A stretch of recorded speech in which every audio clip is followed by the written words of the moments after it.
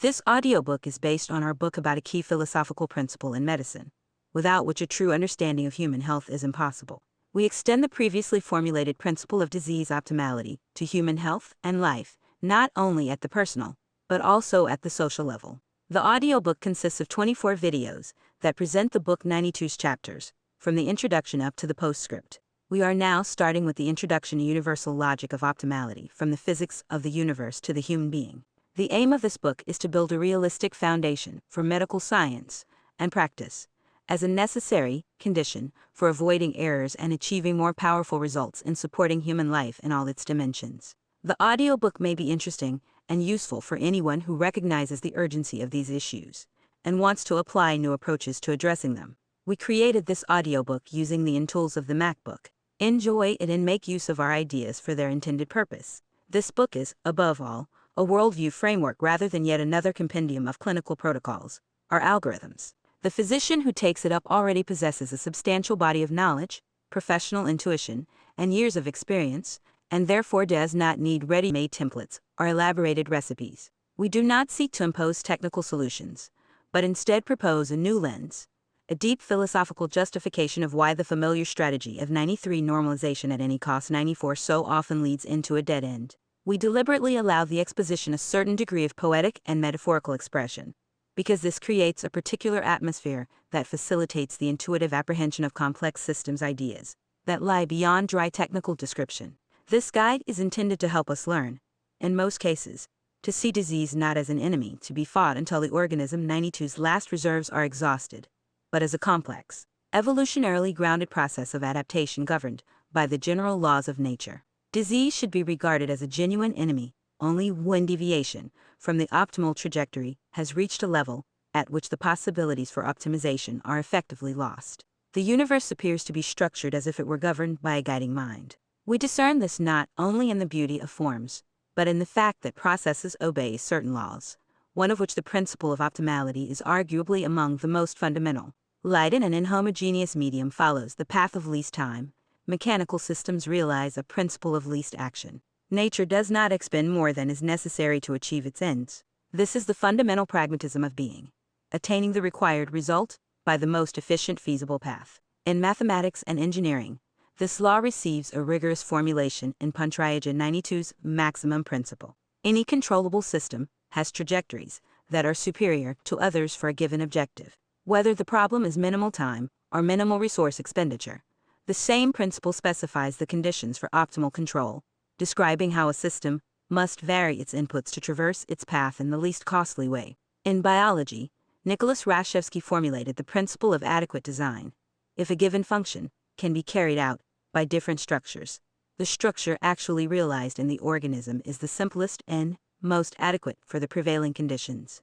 Nature does not build superfluous elements. Robert Rosen went further by demonstrating that living systems possess a logic of organization that cannot be reduced to mechanics alone. He treated the organism as a system of relations in which form and function are coordinated to ensure persistent existence, with minimal redundancy and maximal capacity for self-maintenance. Here, optimality is not mere economy, but a harmony of construction and purpose, where each element knows its role in sustaining the whole. This is a biological form of optimality in which every detail is functionally warranted.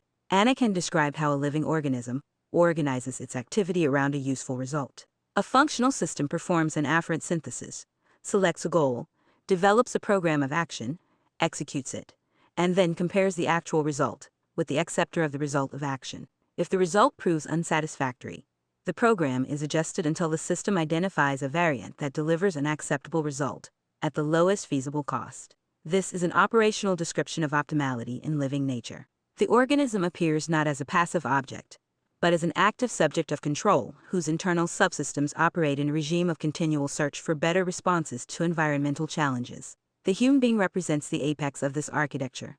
Psyche, will, meanings, and decisions emerge as higher levels of control. On this foundation rests our principle of disease optimality.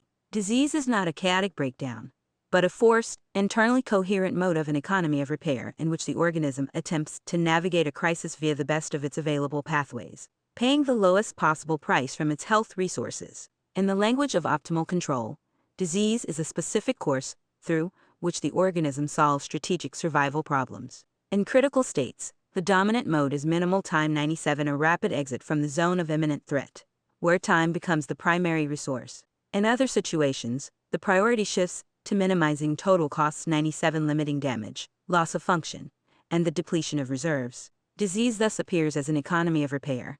Among all realistically accessible options, the organism adopts the least destructive one. Implicit in the principle of disease optimality is a corresponding the principle of health and life optimality. If disease represents the optimal path through crisis, health represents the optimal regime of organization between crises. Health is not a static point of well-being, but a spectrum of states within a corridor of the best attainable functioning. A logical extension of this is the principle of the life optimality, WellSpan. An optimal life is not identical to maximal duration. It is a configuration of choices and activities that yields the highest attainable level of subjective well-being and meaning. WellSpan is the art of filling the natural boundaries of life with maximal quality, ensuring that each unit of resource yields an increment in the quality of experience rather than a mechanical prolongation of existence.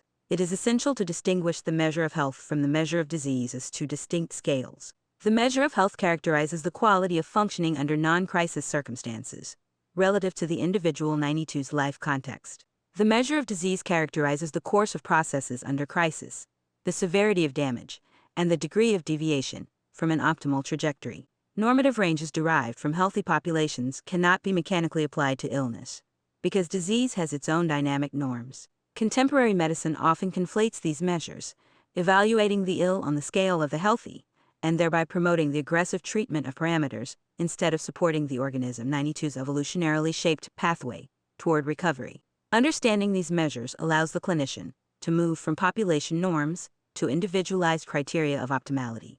The power of the principle of optimality lies in the criterion it provides for assessing deviations from an ideal trajectory.